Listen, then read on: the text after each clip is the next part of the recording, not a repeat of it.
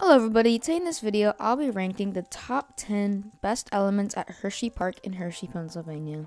Keep in mind this is all in my opinion, of course yours might be different. I mean there is just so many great elements here at this park. It is hard just to choose 10. So this was actually probably the hardest list I've ever created. So if I forgot to mention any elements or anything that should be in the top 10 that I didn't put in, please definitely let me know down in the comments below, because I probably did forget a lot of them, but I was sure to include as many as I possibly could. Also, if you're new here and you like what I post, consider subscribing. It really helped me out a lot on my journey to 500 subscribers. When I hit 500 subscribers, I have a really funny video planned for you guys, and I would really like to get making started on that soon. So if you have someone who likes roller coasters and doesn't watch me, share any of my videos that you would like, and tell them to consider to subscribe. It'd really help me out. But if you yourself aren't subscribed and you would like to, feel free to click it down below. But without further ado, let's get right into the list. Coming in at number 10, we have Super Duper Loopers Vertical Loop. This is a very nice loop. It's circular, so the G-forces are pretty high. Going into the loop in the front row is more intense than in the back, but coming out of it's going to be more intense in the back with that whip. This is actually the first inversion that I ever experienced, and I'm kind of glad it was my first inversion, because it was one of the more intense ones out there. So I'm actually kind of used to intensity now, because that was just what I first experienced, was in a very intense loop. Coming in at number 9, we have Candemonium's Ejector Speed Hill. So with the ride that focuses on floater airtime, it is nice to put in some ejector here and there, and the Speed Hill does it perfectly. It's not like Skyrush, or it's like a violent eject you to freaking India airtime. But it is nice ejector airtime that's more intense than the floater that Candemonium provides. It's sustained, it's long, it's great, and then of course you get slammed back into your seat for that helix, so it's just a perfect placement in the ride. Coming in at number 8, we have Fahrenheit's corkscrews. Now it doesn't matter which corkscrew there are, I do consider them individual elements, but they aren't necessarily double corkscrews, but I just considered them like to be in one spot on this list because they're both pretty much the same. Anyways, you go into these two corkscrews with some speed, which provides some really great whip. Now, something I found fascinating, the corkscrews are actually more intense in the front row than in the back row. I don't know why. You get a lot more whip in the front row than you do in the back. So I found that kind of interesting. But yeah, these elements are very whippy and very fast-paced. At number 7, we have Great Bear's Zero G Roll. Now, just like Fahrenheit's corkscrews, Great Bear's Zero G Roll is very whippy, except a lot more whippy. With the corkscrews, it's just like one moment of whoop, you just get flipped right over. With the Zero G Roll, it's a consistent 360-degree roll, being pushed to your side, all the way upside down, back to where you were and everything. It's very crazy. So yeah, Great Bear's Zero G Roll is a really, really fun element on this ride. It kind of mixes it up from all of like the Immelmans and the vertical loops that you experience in the first half of the ride. At number 6, we have Candemonium's First Drop. This is a really great first drop, and is actually the first drop I ever experienced that was over 200 feet tall, which is a really weird experience the first time, because the first time you ride it, the drop lasts forever. If you've seen my Candemonium review, I emphasized a lot that Candemonium's drop lasts forever, and I only got one ride on it in like the 4th row, I think. So of course, I'm going to like overhype the ride a little bit because it was my first time riding it. I've gotten used to the drop. It still lasts forever. It's still great. And especially in the back row, it is great because if you can get a little wiggle room, you are out of your seat the entire drop. So it's sustained floater airtime and it is great.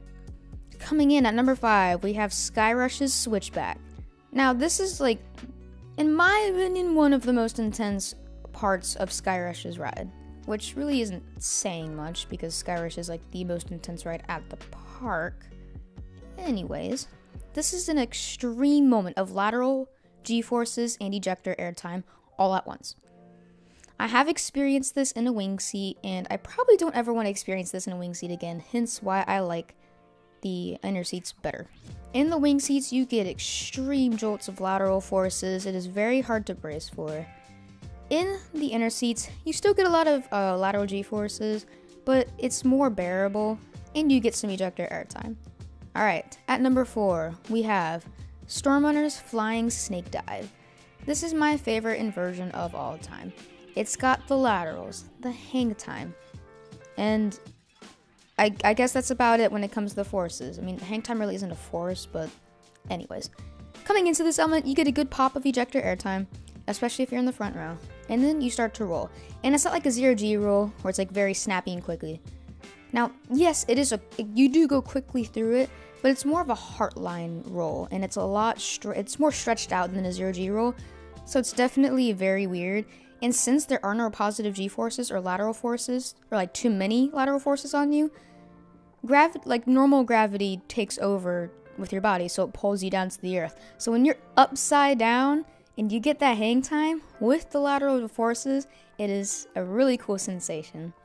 Coming in at top 3, earning the bronze, we have Skyrush's airtime hills. Now, yes, I know this is like, 3 elements, 3 airtime hills?